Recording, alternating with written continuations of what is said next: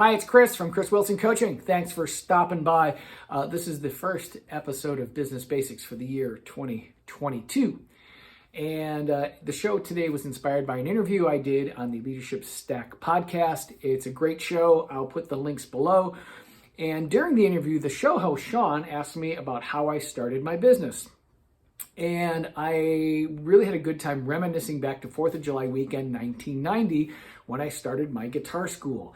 And what I did was I basically made handwritten business cards and a handwritten flyer, and I went to a store called Guitar Center, and I networked with salespeople and anybody who was playing guitar and handed out my terrible looking business cards or little pull-off tabs from my guitar lesson flyer and tried to get clients. And at the end of the day, I actually had my first client. Her name was Sharon, and she wanted to play like George Benson. I still remember this lesson to this day. Now, I could have said it's 4th of July weekend, I'm going to take the weekend off, and on Monday I'm going to go to a printer and order business cards and have them design a flyer and get that all printed and do it next week. But instead, I went out that weekend and I got a client, and that gave me the momentum and energy that I was on the right track. I'll never forget when the phone rang and it was someone calling about guitar lessons, and I was just surprised. I had never done a sales call before, so it was really, really exciting for me. Often when people think about their business, they put the sales process off into the future.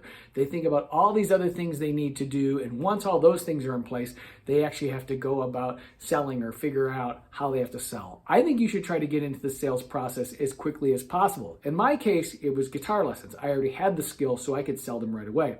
Now, maybe you have a product that isn't ready to be sold yet. Well, could you sell information? Could you give away information in exchange for email addresses so you're building your list? You could start a Facebook group built around your product. You could do a YouTube show based around your product. You could start putting yourself out there and building an audience and building a list. I've got 3 great examples from coaching clients.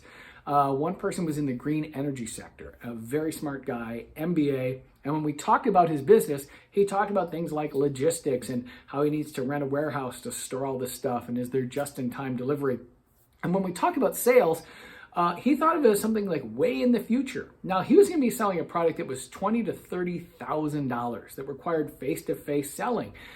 And he had just not thought about that. And after we sort of discussed sales, he revealed he doesn't like sales and he doesn't even like talking to people. Now, if he's not going to be doing the selling, who is? Right? So he had really a lot to think about with his business. And it was a lot bigger issue than where you're going to store your green energy stuff, because you could just stick that in your garage. I have 2 other clients who were involved in bakeries. One person wanted to open up a bakery, and so she went out and sold her baked goods at farmers markets. She loved the idea of getting up early in the morning, making everything fresh, and then showing up at this farmer's market and selling her products. And she found that she really enjoyed that. She found out what people liked, what people didn't like. She was able to test price points. So it was a great experience for her. And she really didn't mind getting up at 2 in the morning and baking things and going out and selling them. So it was definitely the right business for her, and it really fit her lifestyle. Another person in the baking industry made desserts for high-end Japanese restaurants. These are desserts that look like works of art. I was actually able to sample them. And her process was she made all these really beautiful desserts and brought them to these restaurants, high-end Japanese restaurants, met with the chefs, met with the owners, and they liked them. And they said, okay, well, here's what we can afford. We would like to order this many from you. Once she had a client and she knew she had orders, then she went out and said, okay, I need to incorporate my business. I need to find a commercial kitchen, all these other things. But she had done the hard part. She had clients and she had orders, and if she could fulfill those, she would have money. So this week with your business, if you have an idea, like say if you're a service business like my guitar school, can you go out and sell right away? Can you go out and see if you can get people interested in your product? If your product is something that's maybe further down the road that has to be manufactured, can you start collecting email lists? Can you start a Facebook group? Can you start a YouTube channel and become maybe the expert in your industry? All right, so that's all for today.